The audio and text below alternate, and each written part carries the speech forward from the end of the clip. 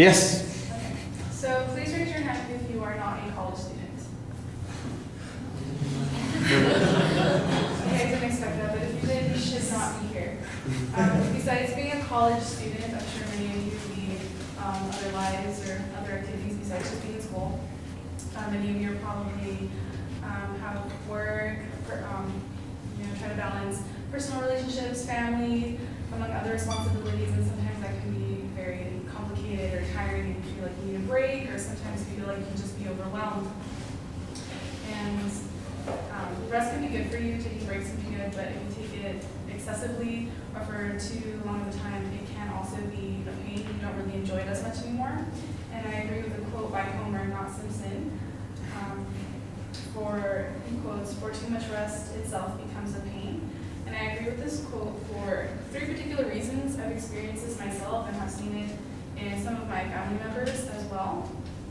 The first one is after a period of time of like doing nothing, it can be great the first day, get to relax, get to enjoy things, go out, see people you don't really get to see. But then after a while, people move on with their lives, they have other things, they don't, have time to see you every day, they have lives to balance themselves out. So eventually, the time you get to spend with other people will start to be cut off. So if you don't have anyone to see, you tend to get bored, you tend to get restless, try to find something. And then you get disappointed when people aren't available to be there for you to spend time with them. So sometimes you'll move on to activities. Something I really enjoyed was playing video games. I really like PlayStation 3, and whenever I get breaks, I just like to do marathons. However, boredom can also occur if you're taking really long breaks. It's really nice when you actually get to finish a game and you're like really proud of yourself that you finished. However, if you keep doing the same thing over and over, you eventually get bored. And you tend to lose interest in something you really like, compared to if you were to work, go to school, and then maybe you got some free time on the weekends, get to do a couple of hours and look forward to the next weekend. The last thing that I want to go over is that if you take a look at just like an average human body, it wasn't meant to be lying on the couch for days on end. We're meant to do things. Our bodies need exercise. It always feels good when you move around and you do things. So I agree with Homer that too much rest can become a pain. You can get tired of it, just as you can get tired of anything. Too much of a good thing, I think, is bad for you, or you will get tired.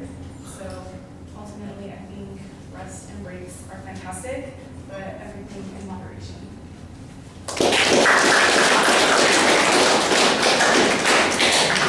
Good conclusion.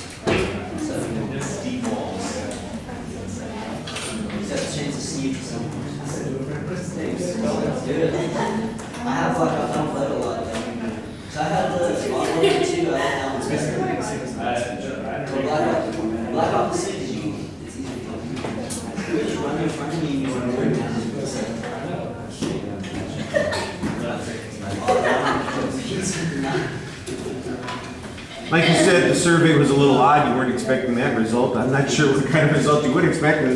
Why do the survey since everybody is in college at this particular point? So it seemed a little odd.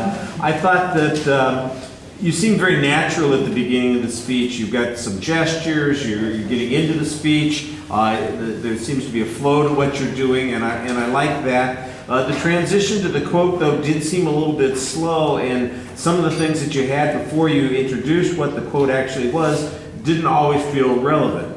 Once you got to the quote, though, you had a very clear statement of what your goal was, and I like that. I thought that that helped set up the body of the speech better than anything else. There's a partial preview. It's not a very well-developed one, But there are individual points that you do a good job signposting as you get into the speech. I like that. I thought the visualizations on the first point were okay. You do, one thing that I will mention immediately that occurred to me is that you do tend to drop your voice sometimes, and I think you're doing it a little bit to try to pull us in or to give us a reaction to what's going on, but sometimes it just feels less like you are actively involved and more like you're kind of bored with the subject. You know? So I run out of things that I'm interested in saying on that, and so you drop your voice a little bit awkwardly, and I think you want to be more careful about that. Let's see. On the third point, there doesn't really seem to be much development on it. You don't have an example or an illustration there, just to have the one point.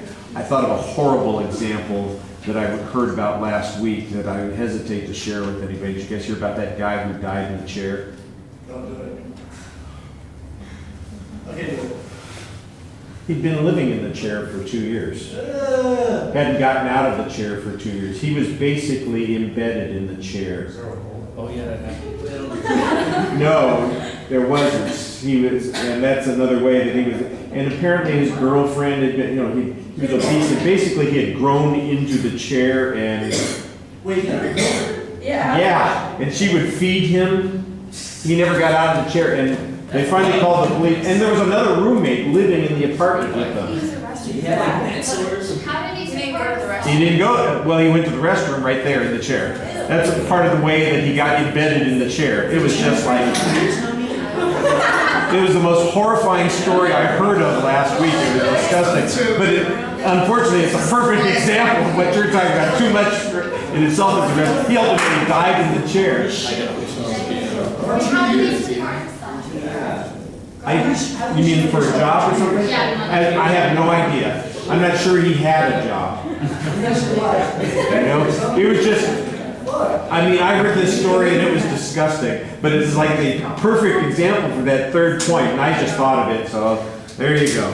But you're doing a pretty nice job trying. The only thing that I think is at all indicative of maybe some nervousness is that the stepping forward and back. I thought sometimes you were doing it purposefully to kind of step forward and engage the audience. If I look back at the video, maybe you should do that. See if it's maybe a little bit more than you want.